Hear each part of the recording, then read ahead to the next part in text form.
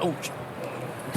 So before we like hit record and everything, you have a mustache. That's perfect because we have like the rule.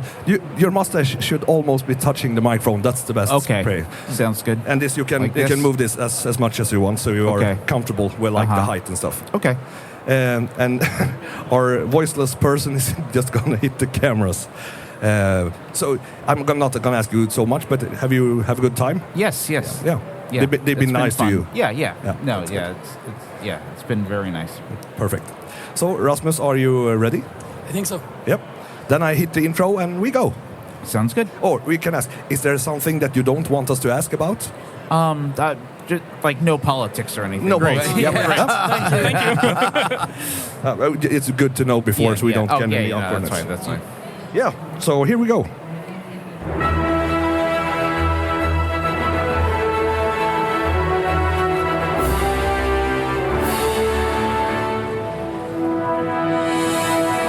Okay, hello and welcome to the Superhero Club again, and now we're taking it in English again. Yeah, and you're getting the better part of it because you have a voice. Yeah, your voice is a little bit shaky still. Yeah. So we're gonna introduce our newest member at the table, a big star for us, a very good person that we're gonna get to know now in a couple of minutes.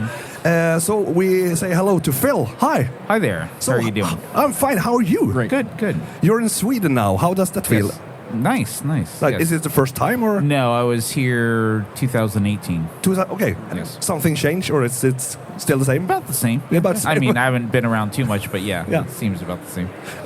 Do you do any like sightseeing when you're here, or is it just? Yeah. No, I last time I walked around the city a bit, and I'll probably do that Monday after the show. Yeah. Again. Yeah. Is it anything that you like? Okay, I'm going to Sweden. I'm gonna do this or eat this or something like that. Yeah, the food's been really good. I'm gonna probably walk around, try to buy some vinyl records. Maybe visit the ABBA Museum. Yeah, right. Yeah, I can recommend the ABBA Museum. Yes. I'm a bit biased, so. Really? I have to ask, as a fellow vinyl collector, what sort of music are you going for? Everything. I mean, a lot of like metal, punk. I mean, the full spectrum, like Velvet Underground, Lou Reed stuff. What is on your current playlist? What are you listening to the most right now? Well, Halloween, I've been listening to a lot of like Misfits, and Danzig and stuff. I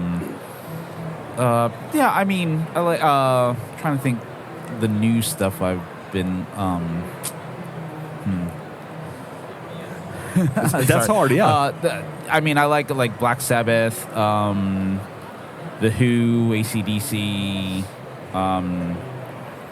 Hum. Yeah. Are you aware of that? Yeah. I can't say I am. Yeah, like shoegaze, like heavy shoegaze stuff. I like Jesus and Mary Chain. You come to the right table because we are very like 1, 2. You listen to music. 3, 4, 5 are musicians here. So we are that's awesome. We're not going to talk about music that, but it's fun to hear that there are fellow musicians. It's supposed to be about superheroes and comic books, but you open up with music. I can't stop myself. No. So we're going to talk a little bit about your work, of course. But like, if you wanted to tell our listeners a little bit about yourself, we're going to ask a lot of questions. But if you would introduce yourself, how would you do that? Like, what do you do and who Phil are you? Noto. I work for Marvel Comics. Just finished up a run on Star Wars. I'm working on the Ultimate series right now, and I do a lot of covers for them. Yes. Great, wonderful. So I'm gonna do this. He hates when I do this, but we have the Star Wars nerd here. Like we all like Star Wars, but nobody likes Star Wars like Christer does. I'm probably the biggest fan of Star Wars here. Yeah, no, I'm a big Star Wars fan also. I wanted to ask you, with the Disney Corporation owning Star Wars now, what do you think about the way Disney have gone with the franchise? Yeah, fine. I mean, I'm lucky because the fan base is obviously divided into parts. Yeah, I mean, it's like it's hard because you look back at old Star Wars, and if they made Luke and Leia being brother and sister suddenly, like there's stuff that happened in the original trilogy that people would be freaking out about if they did it now. So it's like it's always been kind of a mess, in certain ways. But I mean, I like. I like them both. I like both eras, for different reasons. But I was very happy when Disney bought it, though, because that gave me a chance to actually work on. Yeah, of course. So to actually work on the comics. Your career started at Disney, right? Yes, I was an animator at Disney. Yeah, I read a little bit. Lion King. Yeah, exactly. Like the main big stuff, like Lion King. Yeah, and I was in feature animation in Florida. So how was that working? Because like the development of the technology must have you've been there from almost the start of the digital age. Well, I mean, it was colored digitally and filmed in terms of multi-focus. That was all digital, but it was all pencil on paper. Yeah. I mean, the whole time I was there was no digital drawing. No. So I don't think there ever has been a Disney feature in terms of 2D. Oh, okay. Yeah, they would always talk about paperless animation. Yeah. And I mean, now you can do it on your iPad, but at the time, there was no way of doing it. So how do you? What do you feel about the transition that's been from when you started to today? How is do you still do most of the work by pencil or? No. All my comic work's digital, just because it saves time. Yeah. If I have to make changes, especially with the Star Wars stuff, there may be. I mean, usually, I've been lucky. Usually, the only notes I get is this blaster color should be red instead of green, or little details like that. But do you feel that you've lost something in the transition? Because I know there's some comic book artists that are vehemently about using the pen on paper. Oh no. I think it's for me it feels almost seamless. There's so much stuff I can do that feels like traditional work. Exactly, and in some way when it makes the work easier, I feel, at least for myself, I'm a musician, so I don't draw, but I play. When you have the digital assistance, you can almost, in a way, get a purer vision of what your original vision was. Oh, because there's less hindrance in the. Yeah, no, I've found the same thing. I play around on guitar, and I have a big pedal board, and I like doing that. But at the same time, I find myself once in a while missing going right into the laptop where you just record something and then just put the different software on it later, effects on it, and then exactly. you can switch it around. But there's something nice about the richness and warmth of it, coming right out of the amp. I think you do it for different purposes, because I feel when it's easier, I mean, a lot of young artists as well get themselves a drawing tablet, or they get themselves an iPad, and it's the same thing in music. Back when you just had a tape recorder and you wanted to do it, you got this little scratchy tape recorder. But now you could just buy yourself an audio interface. Oh yeah, for sure. Put it in and you redo it, and I think that actually opens it up to more younger fans. Oh, it really fans does. Yeah. But if we were talking music, Norwegian black metal is supposed to be on a scratch tape recorder. That's the way it is. In the middle of the room, one microphone. That's one that I've been listening to a lot lately is Electric Wizard. Yeah. Oh, really? Yes. Okay, sweet. Yeah, they have one that they recorded during COVID that's all live. Yeah. Just, in a little studio, and it's great. That's really cool. But that's the thing with all the music genres and all the genres of comics, that they're made for different purposes, I would say. Yeah. It's always to get your imagination going or something. Yeah. But because I don't think I would like to listen to Norwegian black metal that's recorded in the new super polished. Yeah, I'm a few degrees away from the black metal. Exactly, I appreciate it, but Yeah, but Black Sabbath, for example. Yeah. The whole production around the first album, for example, makes the first album so cool. Yeah, for sure. I mean, when you hear the Black Sabbath song or the track comes on. Absolutely. But talking about that and talking about limitations and ways to do things, and you've been working on so many different things. Do you feel do you get to express yourself fully these days, or how limited do you think you are? I like it. It's nice to switch it up, because it can get boring if I'm on something too long. So I like to, between Star Wars, superheroes, the X-Men versus Daredevil, or, the street level type heroes and stuff. I like to change it around. Oh, yeah. So what if you?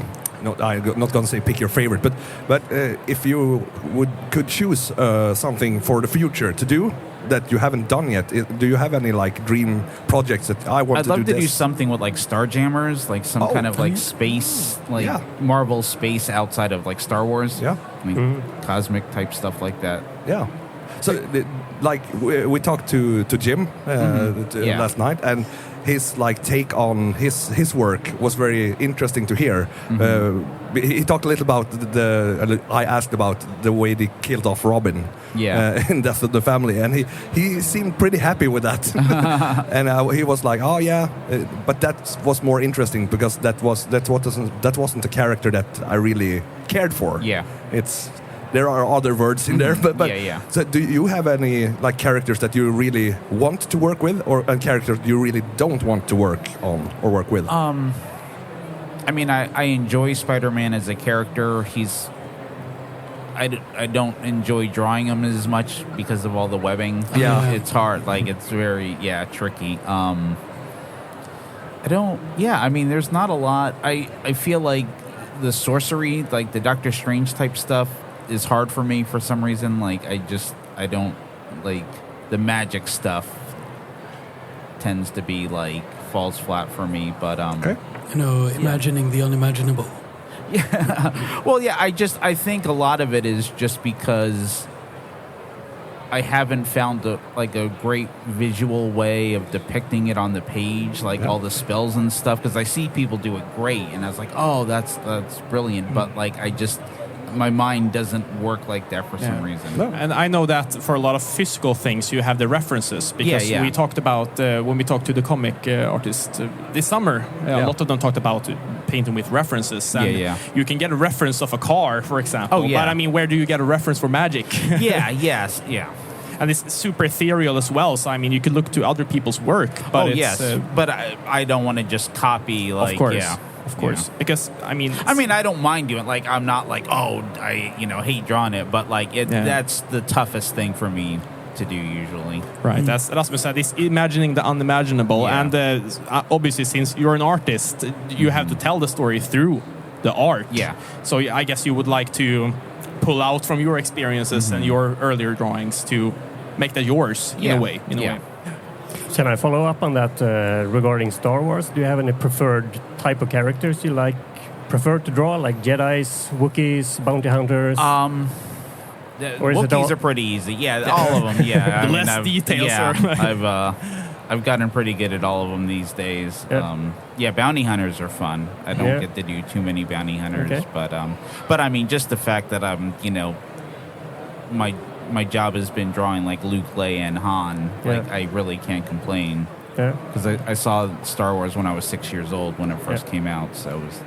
Yeah, I had a question about that. Like, where were your way into this? When you were a kid, were you the amazed kid that sat in front of the TV and got the comic books? Yeah. So where did it start for you? What was your first comic book runs? My first comic book was Devil Dinosaur #1. Oh, really? Yeah. Because I like dinosaurs. My mom's like, I'll get you this dinosaur comic. And all the Kirby art kind of freaked me out. But but that was the first one. And then I got a lot of Micronauts comics, the Michael Golden run, because I like the toys. And then I didn't really grow up reading comics. In middle school, I played a lot of D&D, so I got really into ElfQuest. Yeah. And that was like big for me. And then a friend of mine got me into like the Frank Miller's Dark Knight when that came out, and I really enjoyed that. But I just kind of looked at that like a standalone novel. Like it didn't make me like, I have to go start reading Batman or whatever then. And after I started at Disney, that was kind of like the advent of Image and Wildstorm, and remember Judgment on Gotham, the painted Simon Bisley book, is what really like hooked me and got me back into comics. Cool. I think about, like, we talked a little bit with Garth, or like in Sweden when we got the comic books, we didn't get all the comic books here. We had a special few like Spider-Man, Superman, Batman, Donald Duck. Donald Duck, of course. Yeah. But then we didn't either get like the full runs. They took a couple of them and put them together in a magazine. You had some stories, and sometimes they didn't follow up. So it was like, what the. What the happened? Hulk fell out of a tree. What happened? Exactly. No, but like when you grew up, if you read comic books in the States, you had more access. Oh yeah. So for us to talk like with Garth, that he had the same thing in Ireland, that it was more, you could get 2 issues and then you didn't get 8 of them, and then you get the 9 and 10 and stuff like that. Do you have any like preferences when it comes to comic books now that you like to read for, or on your private time, like to either get some like inspiration or just for the happiness? I go through periods where I have time to read a bunch, and then like lately I've just been so busy with stuff, like it just kind of like so much stuff I find out about it, shows like this, talking to people like, oh, have you read, such and such? I was like, oh, I didn't even know that was out. Like, there's... No, you could maybe make the point that if you work with it, you don't want to have it on your free time. If you work at McDonald's, you probably not eat hamburger at all. Yeah, totally. There's ones. I mean, I just read the Groupies comic. Yeah. The Tula Lotte and Helen Mullane, and that's But perhaps great. You'd rather like listen to vinyls when you're off work, perhaps. I mean, just like play music is like kind of my hobby outside of. I mean, I still like to draw for fun, but music is, something that's definitely not work. No, exactly. So we probably should invite him at home to our music studio. So if you're ever in Sweden and you need a place to play music, we have built a studio/rehearsal space. Oh wow, that's great! A superhero podcast studio. Yeah. So are you all in the same band? No, almost all of us. Almost. Johan on the right there is a guitarist. You have a bass player, and I'm a guitarist and a singer. Depends on the band, because I am a drummer in one of the bands too. Yeah. And he has been the bassist before he was. Oh wow, okay. So Christy is the only pure one. But I wanted to get into, since like you say you listen to music recreationally and you do your work or comic. Now that you like maybe dipped your toes a little bit deeper in the music, do you find any parallels between the different kind of works, like the different medias? Not so much. I mean, if I'm like if I'm ever writing anything or coming up with story ideas for something, I generally will listen to soundtracks or something without vocals, just because it starts... grabs your attention. But I try, if anything, I try to like keep it separate in my mind so I can enjoy music without thinking about comics. Yeah, of course. That makes sense. We get that a lot because where we're from, we have one of Sweden's biggest music schools. And that's great. A lot of my friends that go there tell them that they loved music before they went to school. And then when they think about music as work all the time, they lose that. And I found actually a lot of my friends there went to comics instead, because they had ruined their relationship with music. And a good friend of mine, his son just started college, and he was going to go for music but didn't want to hate music. And just he's taking like studio engineering, which is, a way to still play your music and enjoy it, and then just learn different aspects of like recording and stuff. Sounds which I thought exactly was smart. what I did. I went to that school for 2 years, and then I was like, I don't want to ruin this. It's fun to play music, but when you get in like this later years, when you really need to music teacher or music theory and all this. And then you can see the persons in the 3 or 4 years above you. You can see their like happiness die a little bit inside. So we did it the other way. So we started a studio and do this instead. So what kind of music do you guys play? If we have a band, you actually see the logo is on Johan's cap. Oh, okay. So Rock On is a cover band. Yeah, exactly. Oh, okay, awesome. And when we do that for the heck of it, it's fun. And we don't we only play this, but we play everything a little bit more rock. Oh, awesome. So we take Swedish children's songs.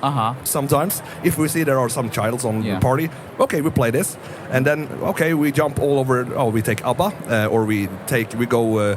I don't know, Lady Gaga, and we go like this. We don't have like a straight and narrow, but the straight story is it's gonna be rock, but it could be rock and roll. It could be a little bit on the metal side, and then we go 80s, and we go like That's this. Great. So it's been a fun journey. I come from a more of a metal background. Like I play I would say in the vein of Pantera, Mastodon, Gojira. Mastodon, I love Mastodon. Rest in peace, friends. Yes. But I wanted to get into, since you mentioned Black Sabbath before, and I love concept albums in a way because it piques your mind when you have the ability to just listen to, let's say, for one record. I'm more of a record listener than a playlist listener. And I sometimes, lose myself in even if it's not any lyrics or anything, I lose myself in the experience. Yeah. And I wanted to ask you if there's a certain album maybe or a certain type of music that maybe if you made a concept for it or like a comic or like art for it, is there a certain album or record you'd like to do? Or wish that you'd done? Oh, like a record cover? I mean, I really like Van Halen's always been one of my favorites. Right. Like that was like growing up in the 80s, that was like a big, because I grew up on the beach in Florida, so we'd always listen to Van Halen in the summers. And I would have loved to have done like just, the cheesy 80s Van Halen covers. Yeah. But yeah, I mean, something like that. Right. So you said you're tinkering around with the guitar a little bit. Yeah. Do you have a band? No. Not yet. No, do you want the Swedish one? I was a drummer in a band in college. Okay, yeah. And we had a few originals, mainly just covers of whatever we were listening to at the time. But what did you listen to at the time then? It was I think we did some Clash. We did the Go-Go's. Oh, really? REM. Yeah, of course. I'm trying to think what else.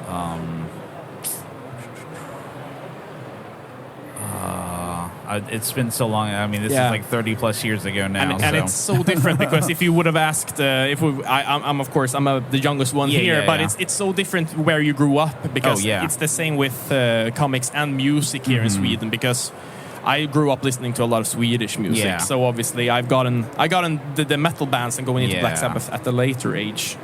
We didn't do any. It was more poppy alternative. We did some Operation Ivy. I think what else? Yeah, I mean, it's. I would have liked to have done metal, but like it was 5 of us, so I wasn't gonna. As the drummer, I didn't really have too much input. No, exactly, and it's also the hurdle to get past to play music. I mean, a lot of young people go into punk. Oh yeah, because you need a guitar. That's it. Or like you need a drum set, and you can just smash the guitar, and it's fine. Did you lose your count? Yeah, I had a train of thought. Then we started talking about music, and everything else disappeared. Everything goes away. But returning to comics, as a fan, I would like to ask you because you've been working on a bunch of some of the Dawn of X series with X-Men. Yes, so I'm a huge X-Men fan. How much of the vision do you get as an artist working on that with Jerry Duggan, for example? It depends. It depends, like where it is in the run. Like a lot of like the last couple of issues I did with X-Men were just kind of like I was helping them out, like end up the run. So I wasn't. I mean, I think I may have done like 2 or 3 issues in a row, but a lot were just like I would do one fill-in issue between a couple of others. So I didn't have too much input in that stuff. Like whereas when we did Cable, we kind of started from scratch, and that was fun to just develop everything. But so that was entirely yours. Yeah. Oh, okay. Yeah. I mean, I like drawing. Like I don't mind filling in, but I didn't have too much leeway to start switching things. No, up of course, I was absolutely. following up different storylines and different artists. So how does it come around? Like if there are a new project that people want you on, do you get like we have the X-Men or something? This is the collection of numbers we need you to do, and you say yes, and you do it. I mean, they know because I do everything digitally, so they know I can like work fast. So if they're like in a bind, because that's usually what happens is somebody may get sick and suddenly they're behind schedule, and they're like, oh, can you do you are 1 or 2 issues of like I'm the fixer. You're the MacGyver of the comic book. Yeah, perfect. We have 2 last questions. Okay. The first question is what we do after this. Is it okay if we take a picture with you? Sure, So we have. And is there anything new and upcoming that you want to like mention that you are going to do? Maybe, I have something I can't talk about it yet, but there's I'll have an announcement within the next month or so about something cool that I'm doing, and we can record it, and then you can call us and say now, and we put it up. But stay tuned. Yeah, but, we will. Yeah, I would. Yeah, not yet.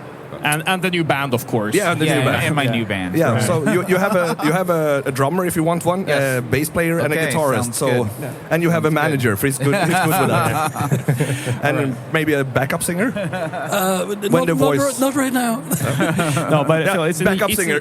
It's a huge honor to have you here, and I think they want us to wrap up now, so you'll get back to your. I have to get a lunch. Yeah, great. Us as well. We probably should. We have ours here. We have ours here. Okay.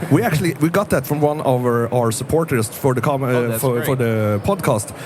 He's 12 now. 12, I think, from Gotland. That's outside of he actually sent us a mail. I think it was before last Comic-Con. Yeah. Like I'm 11. I'm at Gotland. Could you do this or that? Or we were, of course. And then he just showed up here, and he's like the world's greatest kid. We actually did this.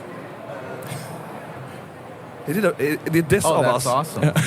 Wow. And he made those, and that is Johan's favorite snack. So the next time you're back in Sweden here, he'll probably come over to you since he's heard this episode. Okay. So, but very big thanks for you for sitting down with us. This is great. And we're probably gonna come by your table with stuff later. Yeah, I brought a couple of comic books for our resident artists. Happy to sign we should mention it. We are actually one more guy, but he's homesick. He's the green one. No, he's not green for real, but it looks like that.